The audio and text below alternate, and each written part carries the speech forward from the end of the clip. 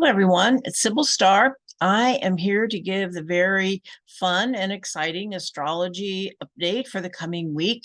We're in some pretty intense energy. You might be feeling it. And we'll get right into what it's about. But my light is kind of flickering here. We have an eclipse this week, and of course there's like at least a 10 or 2 week window prior to an eclipse where you really start feeling the energy. We also have Mars moving into his own sign of Scorpio and squaring Pluto. So super intense Plutonian energy of change, energy of things coming to light. So let us begin. So the sun is in Libra. As we start the week, it travels from 16 to 22 degrees.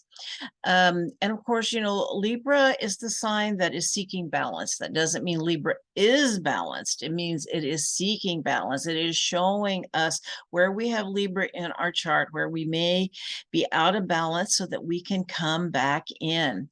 And it is the balance of self versus other, as well as just simple balance in our general environment, like pictures being straight, colors don't clash, it's kind of any discrepancies in the balance that we can feel in our own energetic field. Libra will point them out to us so we can rectify them. Okay. Libra is seeking peace, harmony, and serenity. It is that place of inner peace. Okay. There isn't always peace in our environment. It is our choice how we respond to create that inner peace within. Okay. Libra is associated with the Egyptian goddess Ma'at, who brings justice, balance, and cosmic law. And there is a right order of things. And when we are aligned with the right order of things, that does bring inner peace. Libra is the sign of the other. It's where we meet the other. So it's seeking cooperative relationships with others.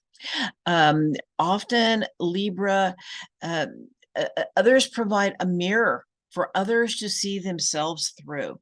Okay. So it's often others who play the catalyst in our own growth process when we have a lot of heavy Libran energy. Okay. Or in this time of Libra, it might show up for us. Okay.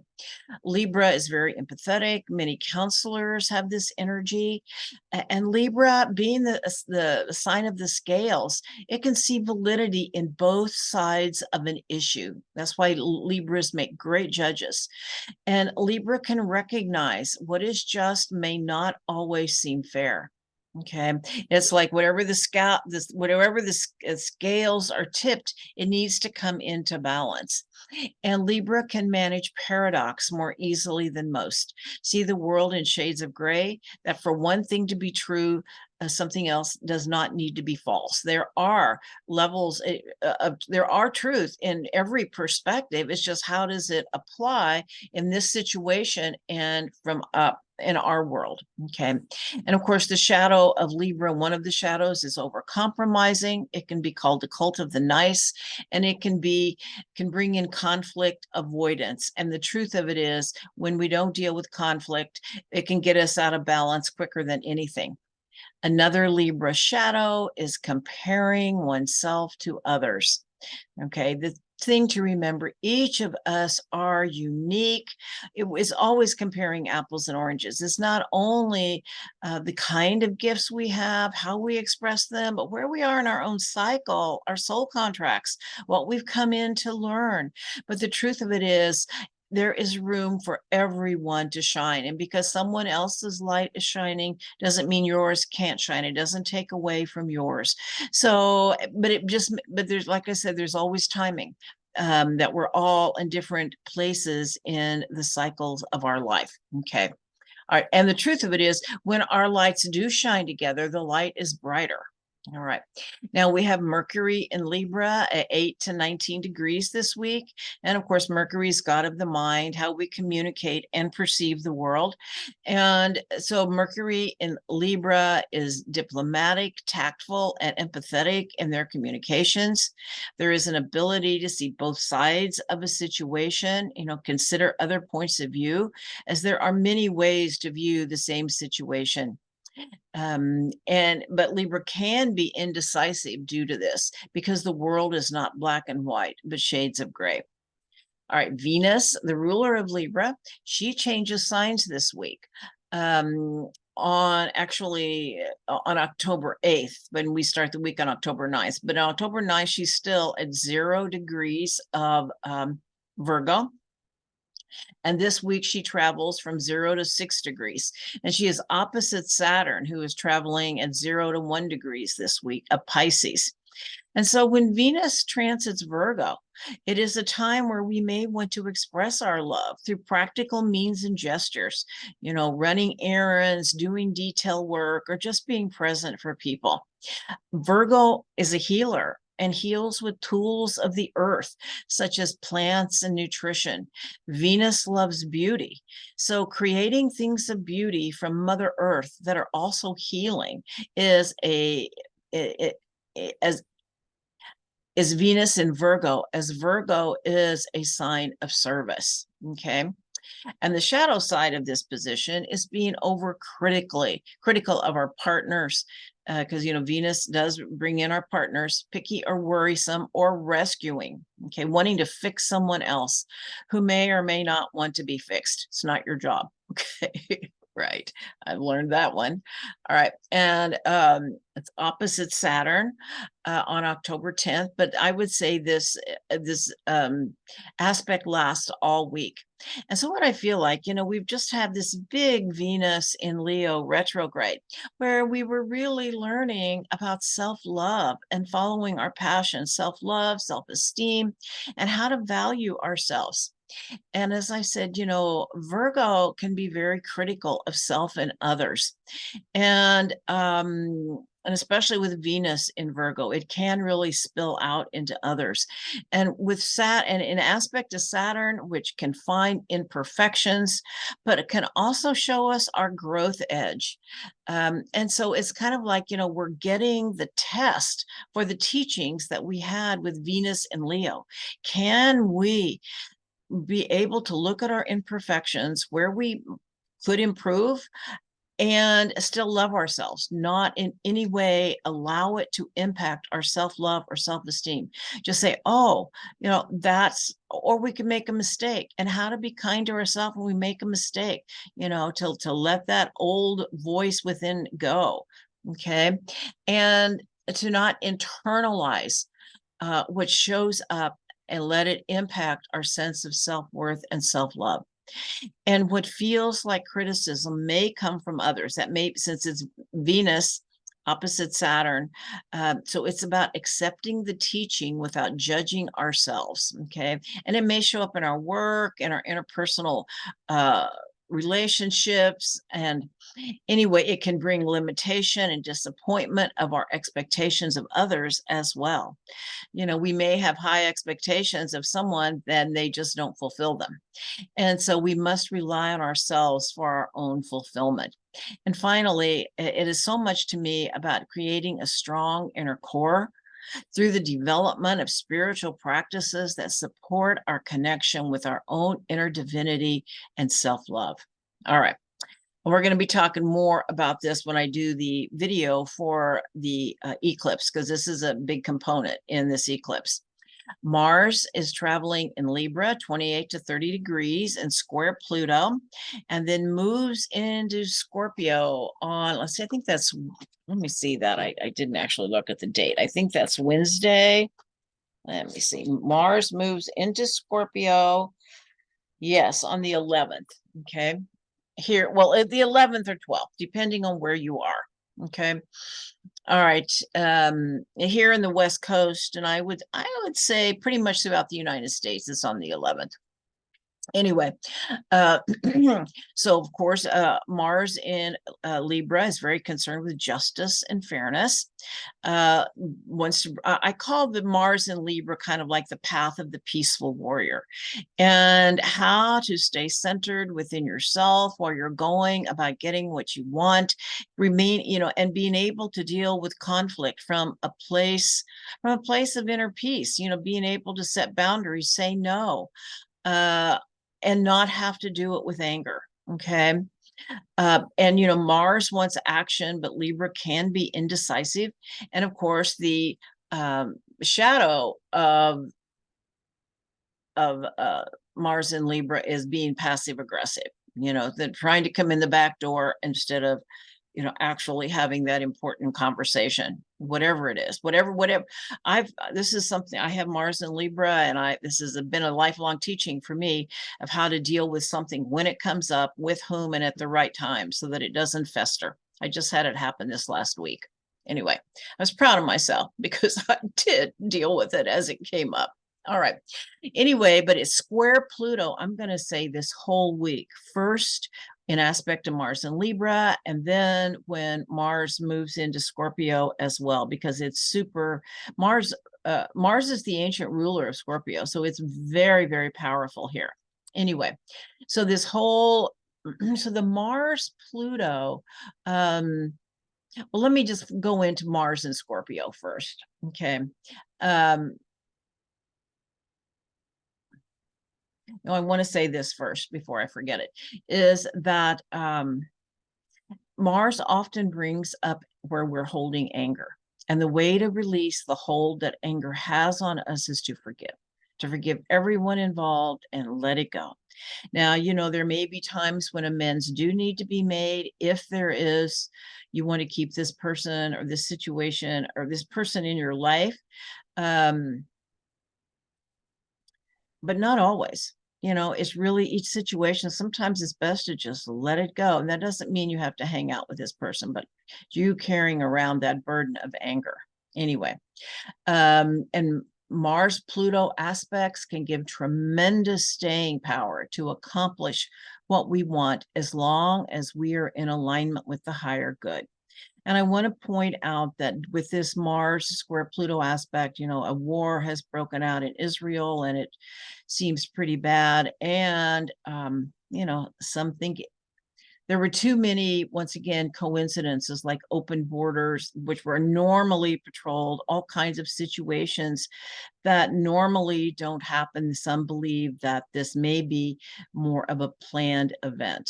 Okay. But anyway, Mars and Pluto together can bring, the shadow side is great aggressiveness. It's where assertion can move into aggressiveness. Okay. And Mars Pluto aspects remind me of it's like a huge adrenaline surge with perseverance and staying power. Mars Pluto together can be like that adrenaline surge that comes through a mother. Let's say we've known mothers who have lifted cars off their children. I mean, this is tremendous power. So it's really important where you focus because it can turn into aggression in your desire to get what you want. I want to move just a little further into Mars and Scorpio because, like I said, Mars moves out of Libra into Scorpio, which really, I would say, intensifies this situation. Okay. So Mars in Scorpio is driven and focused on getting what it wants. It can be persevering, single-minded, and strong. There is a desire to experience our emotional depths, and we are motivated by our emotions. They are the driving force behind our actions. So it's super important to know what is the underlying motivation driving you to get what you want, and is it in alignment with your higher good? Mars in Scorpio may be attracted to crisis as transformative and exciting. We would rather feel extreme emotions than nothing at all. So it may be a time of stirring the pot. We can certainly see this in our outer world. I mean, there's just kind of emotional chaos on many levels. Okay. But in our own lives, we may stir the pot where things are stagnant and there's a lack of growth, and do this through the emotional body. Mars in Scorpio can be highly sexual and charismatic energy, may have a strong stirring of sexual attraction and sexual contact. And the desire nature is strong, and we can become very attached to getting what we want and also become very disappointed if we don't get it. Okay, so that's really important to understand, to let go of attachment to outcome. It's like if you're being driven to move forward in a certain way, to really apply that energy, and but know that it may not look exactly like you think it's going to at the end. And you may be, and if something is not in your higher good, you may be denied it. Okay, but this has the potential to seek revenge or act out in negative ways, such as aggression. So once again, the Mars-Pluto square is super intense. We're going to see it probably very much in the halls.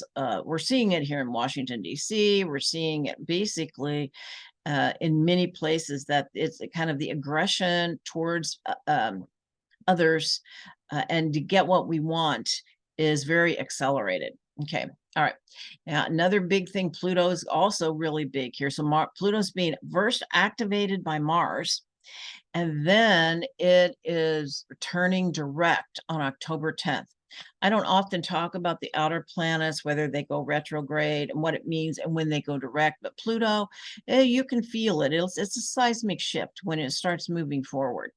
And so after it's been retrograde, because when it's retrograde, it's been a very internal process, introspection, reflection. But when Pluto turns direct, it means it's time for change to happen. And what has been brewing beneath the surface erupts. It comes to light. It's kind of volcanic. It can be kind of a volcanic kind of an eruption, okay? And a turning point in our collective and personal lives, especially if it impacts our natal chart. And of course, Pluto is transiting at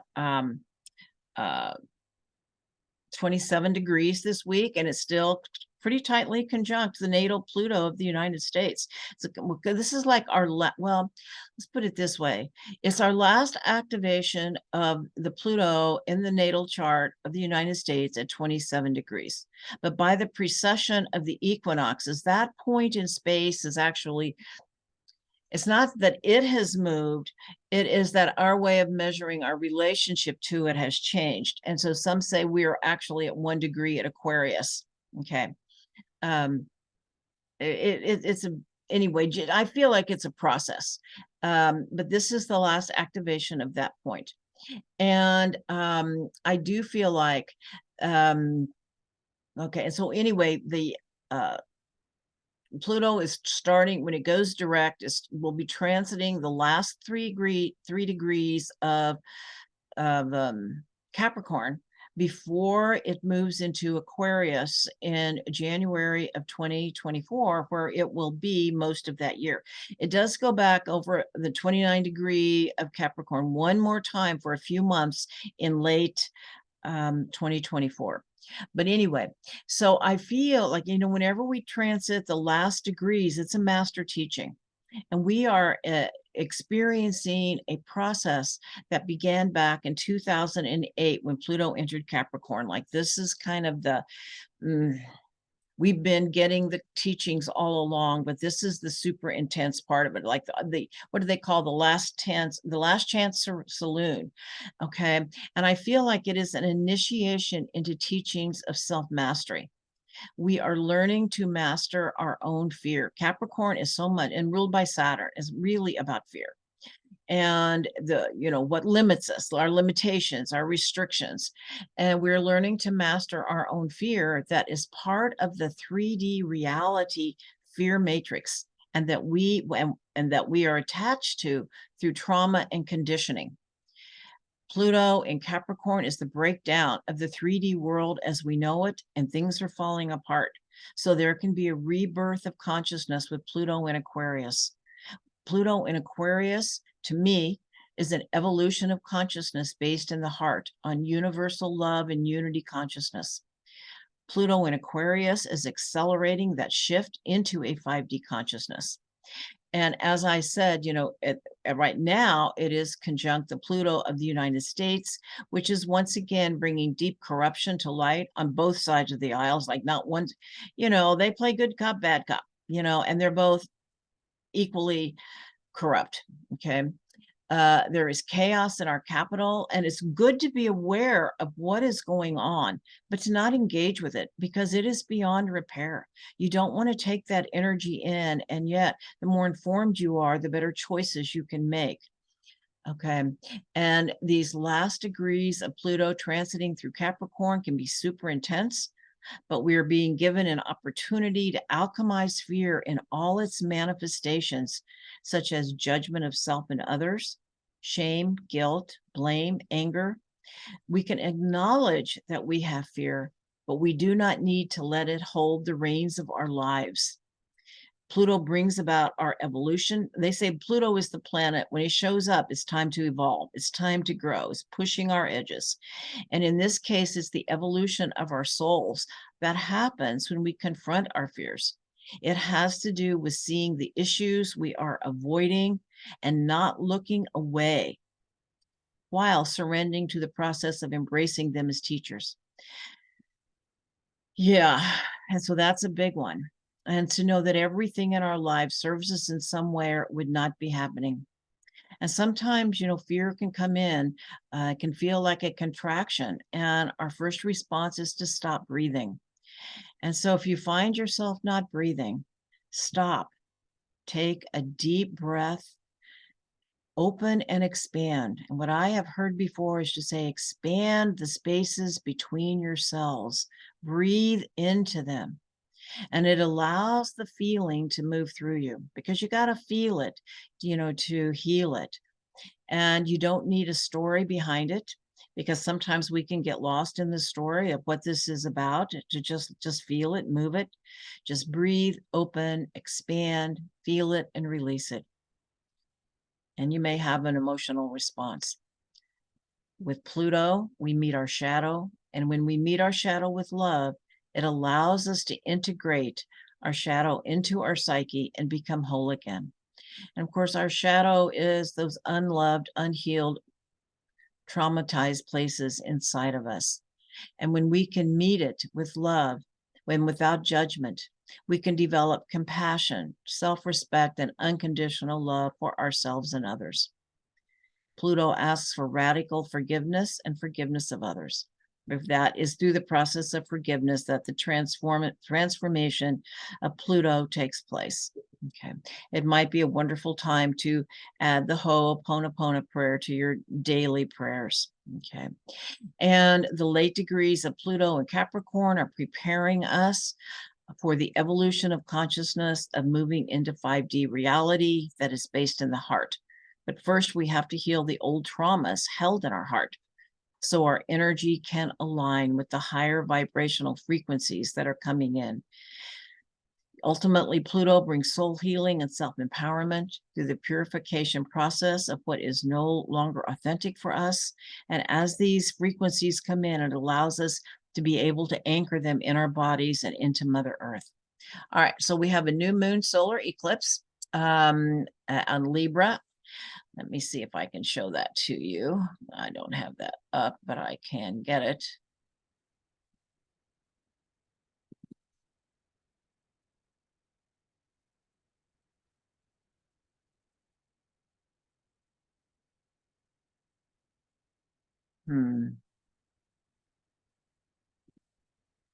All right, let me see here.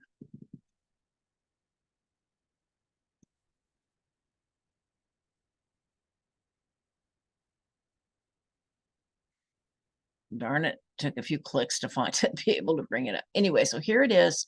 So we have the sun and moon in Libra at 21 degrees, 7 minutes of Libra, and it is conjunct the south node, of course, and opposite the north node, which is tightly conjunct Eris. And all of this configuration is in a square to Pluto. Okay, and Mercury is conjunct the new moon as well. Anything else here I wanted? Oh yes, we have Venus opposite Saturn. I'm going to go in much greater detail of this eclipse in my eclipse new moon video. Okay, but I just wanted to show it to you here. Okay, all right. So anyway, so what this says to me is what this is an annular, or what's called a ring of fire eclipse. And it's visible in a path from Oregon through Mount Shasta, Cascade region of Northern California, Nevada, the Four Corners, New Mexico, Texas, and then on down into Mexico and then to South America. And my best understanding of what I read was that within a 300-mile radius, the people within a 300-mile radius of this path will see the ring of fire. The rest of us will see a partial eclipse will be seen beyond that, and it'll be seen through almost all of the Western United States. Solar eclipses happen at the new moon, so about new beginnings. But this one is conjunct the south node of the moon, which indicates we must let go of something before the new beginning occurs. This eclipse is conjunct Mercury, god of the mind and how we perceive this world, and square Pluto, god of death and rebirth, which indicates to me a transformation in our perception of reality and the role our mind has in creating it as new information comes to light. And what we need to let go of is old wounds and traumas and allow forgiveness for ourselves and others, which frees us from the baggage of that old story to allow us for a new beginning. Okay, Libra is the sign of relationship. So, that's often one of the, would be the meaning of this. Then this allows us to raise our vibration. And as we do, we are able to see the bigger picture, which allows us to transcend polarities and access unity consciousness. Now, this eclipse is conjunct a black hole, and it is a portal to other universes. That's, they say, black holes are a dying star, and that is our 3D astrophysics understanding. Although I just read something today from someone who agrees with the star nations, because I have heard several, the Arcturians are who I'm in most contact with, and I've heard some communication from them where they say that the black holes are really portals to other openings and portals to other realities, other universes. And so I feel like there's a major cosmic teaching coming in, allowing us to remember our own divinity and to show up as our authentic selves and anchor light and cosmic energy, that the light and cosmic energy that is pouring through from higher frequency dimensions and other realities. And for this particular eclipse, I feel like a big piece of the teaching is the Sabian symbol gives to us. And it is a child giving birds a drink at a fountain. Well, first off, a child symbolizes, someone innocent, someone who is not yet corrupted, that is in their natural state and close to God, close to Creator. And birds often symbolize spiritual messengers. So I feel like part of this message is nurturing our connection to spirit and listening to the messages that come in and trusting those messages that come in and nurturing all life, including ourselves and others, including the natural world, by giving water, giving sustenance. Generosity and kindness can change our perspective of life. And no matter how difficult life becomes, the way to navigate it is through kindness and generosity of spirit. It's never wrong. Okay. The 5D consciousness that we're moving into is based in the heart and characterized by love, unity, and creativity. Kindness and generosity of spirit is the way of life in a 5D consciousness. The child probably didn't even think. It was not even a thought. It was just coming straight from the heart of love and generosity. Okay, so I feel like this is just a super big teaching. It's a cosmic message to let us know however simple it is, this is the truth. Okay, and we know it's true. All right. So what is the moon doing this week? Okay, the moon in the signs and aspects. Okay, so Monday to mid-Tuesday, the moon is in Leo. And the moon in Leo is a warm, generous, wholeheartedly loving position. It brings out the inner child in us. So it is time to have some fun. I know many people go to work on Monday, but a lot of people don't. And you make sure you have some fun that day, regardless of where you are. Leo reminds us that we need to not reminds us, the moon in Leo wants to stand out for our special qualities. So it also might be a time where we really want some recognition. Um, and um, and and we could also meet our shadow here. It could cause some high drama and attention seeking if our inner child needs are not met. So if you find yourself in this situation, take care of your inner child. Recognize whatever it is you need within your own self. Okay. Mid Tuesday through Thursday, the moon is in Virgo. We move from Leo, which is very warm-hearted, childlike, into Virgo picks up after the party. Put it that way. Virgo comes in and cleans up after the party. Virgo is a sign of service, and it gravitates for practical activities. And it's time to might find ourselves reorganizing our space, rethinking our plans. And emotional satisfaction comes from problem solving. Virgo likes it to analyze and work things out, making order out of confusion and helping others. Health matters might come into focus, and the shadow is self-criticism that can make us feel bad about ourselves. And it's important to know you can stop that inner dialogue at any time. Know that it's you talking to yourself. That's all it is. It's your ego. And you can stop it at any time, and please do. Okay. All right. Friday and Saturday, the moon is in Libra. And in Libra, we like pleasing interactions with others and likes beauty, tend to solve problems through diplomacy, and more able to put aside our own emotions in order to achieve the peace we crave. The tendency is to avoid direct confrontations. And of course, decisions do not come easily. Seeing both sides of any given situation can be a main reason for hesitation. One of the big shadows of Libra is the fear of losing others' approval, and to realize that others are often our mirror, as I spoke about in earlier in the podcast here. All right, on Sunday, the moon moves into Scorpio, and the moon in Scorpio is super intense. Really has to feel to make sure it's still alive. It's motivated by the desire to get to the bottom of things, and we can read instinctively through the lines. But it can be manipulative, brooding, and suspicious. All right. But anyway, it's a beautiful week. We have some really intense, powerful energy this week. And hopefully, this podcast will help you understand it and utilize it to move through it. All right. And if anyone is interested in a reading, I have all my information in the description box below.